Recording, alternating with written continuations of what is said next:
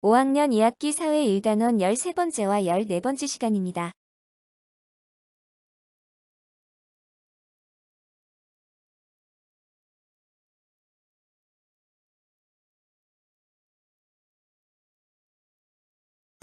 (13, 14차시) 고려청자와 팔만대장경. 지난 시간에는 몽골의 침입과 대응 과정에 관해서 살펴봤습니다. 몽골은 강해지면서 고려에 쳐들어왔습니다. 고려군은 저항했으나 많은 사람이 죽고 문화재가 파괴되었습니다. 결국에 고려는 패배했지만 몽골의 침략에 나라를 유지한 몇 안 되는 나라였습니다. 고려청자에 관해서 들어본 적 있으신가요?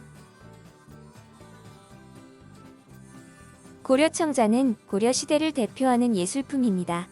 청자를 만드는 기술은 본래 중국에서 들어왔으나 고려는 상감이라는 공예 기법을 도자기에 적용해 상감청자라는 독창적인 예술품을 만들어냈습니다.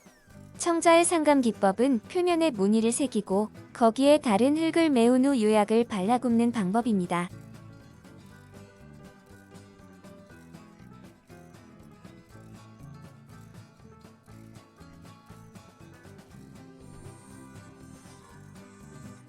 이번 시간에는 고려청자와 팔만대장경에 관해 알아보겠습니다.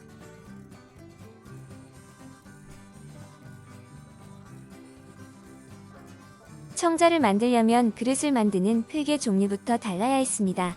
그리고 청자를 구울 때 높은 온도를 일정하게 유지하려면 가마를 만드는 기술과 불을 다루는 기술이 발달해야 했습니다.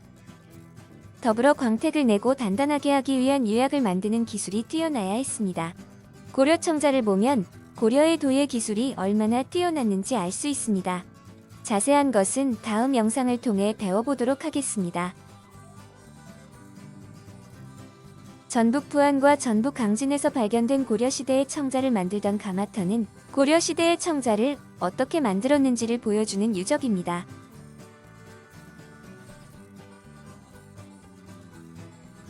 간송 전영필은 일제강점기에 일본의 문화재 수탈에 맞서 문화재를 지키려고 노력했던 사람입니다. 전영필은 개인 재산으로 문화재를 사들였는데 대표적인 것이 청자 상감 운항문의 매병입니다. 전영필은 2만 원을 주고 매병을 샀는데 이는 당시 집 20채 가격에 해당하는 큰돈이었습니다. 이후 일본인이 4만 원의 청자를 사겠다고 했지만 전영필은 문화재를 지키려고 이를 거절했습니다.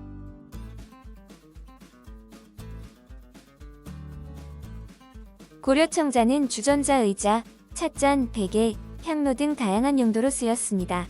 청자는 만들기가 어렵고 가치가 높은 제품이라 왕실과 귀족들이 주로 사용했습니다. 고려청자에서 당시 귀족들의 화려한 문화를 엿볼 수 있습니다.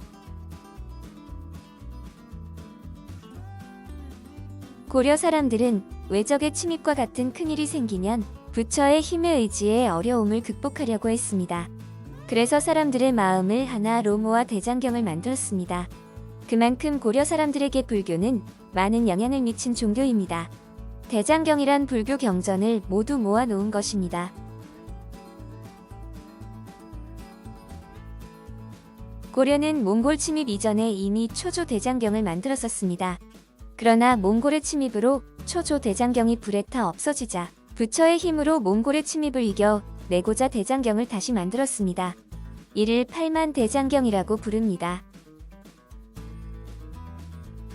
팔만대장경을 만들 때에는 초조 대장경을 바탕으로 송, 거란에서 들여온 대장경과 비교하고 교정하여 만들었습니다. 이 사실에서 고려 불교 문화의 수준과 불교가 고려 사회에 미쳤던 영향력을 짐작해 볼 수 있습니다. 고려는 팔만대장경을 만들기 위해 많은 노력을 기울였습니다. 먼저 나무를 잘라 바닷물에 담가 두어야 합니다. 다음으로 소금물에 삶고 바람이 잘 부는 그늘에서 말려야 합니다. 그리고 목판에 글자를 새기고 종이에 찍어 보아 틀린 글자를 골라내야 합니다. 마지막으로 귀퉁이를 구리판으로 마감하고 오칠을 해 보관합니다. 팔만대장경판은 10여 년간 목판 8만여 장의 불경을 새긴 것임에도 글자가 고르고 틀린 글자도 거의 없습니다. 이 사실에서 고려의 목판 제조술, 조각술, 인쇄술 등이 매우 뛰어났음을 알 수 있습니다. 더불어 팔만 대장경을 만드는 과정을 통해 몽골군을 물리치고자 하는 간절한 마음을 엿볼 수 있습니다. 팔만 대장경판은 현재 유네스코 세계기록 유산으로 등재되어 있으며 이를 보관하는 장경판전도 유네스코 세계유산으로 등재되어 있습니다. 장경판전에는 또 다른 과학이 숨겨져 있습니다. 조선시대에 건축된 장경판전은 안쪽 바닥 속에 숯, 횟가루, 소금, 모래를 넣고 바람이 통하도록 창을 내어 습도를 조절할 수 있게 과학적으로 설계되었습니다. 이 덕분에 대장경판을 현재까지 잘 보존할 수 있었습니다.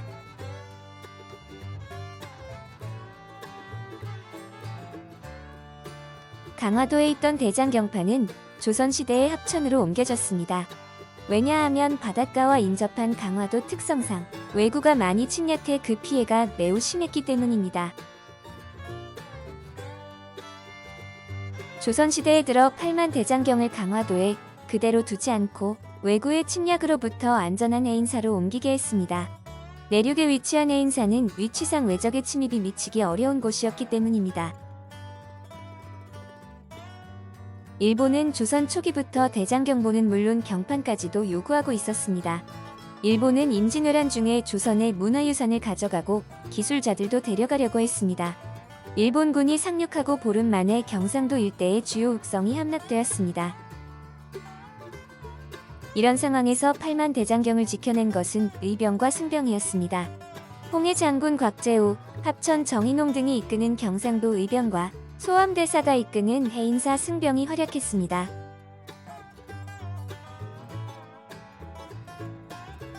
오늘 배운 것을 바탕으로 고려 귀족들의 생활 모습을 상상해 보도록 하겠습니다. 다음 글과 사진을 보고 고려 귀족들의 생활 모습을 상상해 봅시다.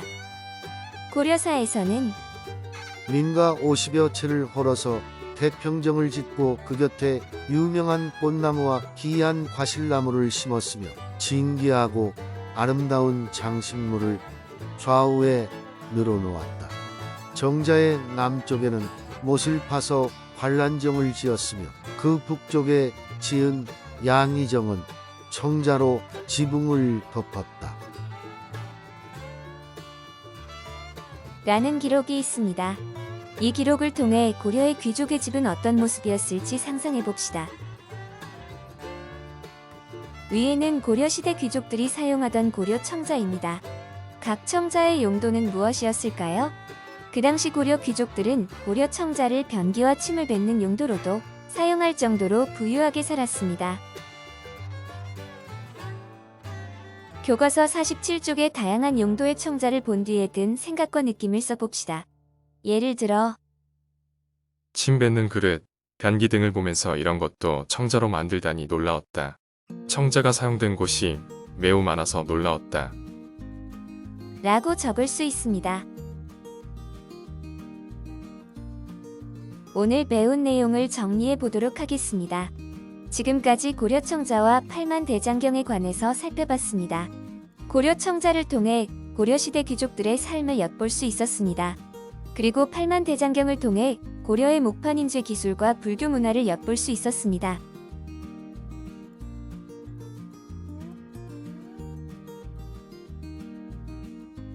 다음 시간에는 금속 활자와 고려의 기술과 문화에 관해서 배워보도록 하겠습니다.